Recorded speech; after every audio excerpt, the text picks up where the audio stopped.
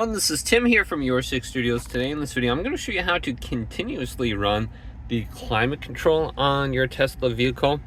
So if you're going to be sitting here a long time, maybe you got a bunch of passengers or someone wants to stay in the car when you go in the grocery store or something like that, what you can do is just go down to the climate option right here and tap it.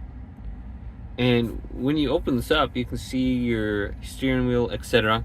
But at the top, you can see where it says off. We can go on over to keep. Now when you tap this, it says keep. Keep the climate mode enabled. Climate will remain on until the vehicle enters the low power mode. So if you're going to be sleeping in here overnight, you can just turn this on and then the climate control will stay on. You can see it's on right now. Tap this. Then we have other options on here like dog mode. Climate and screen will stay on after you exit.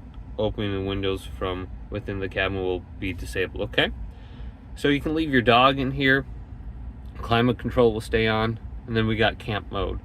Climate will remain on until the vehicle enters low power mode. Sentry mode, security alarm, and walkway lock will be disabled.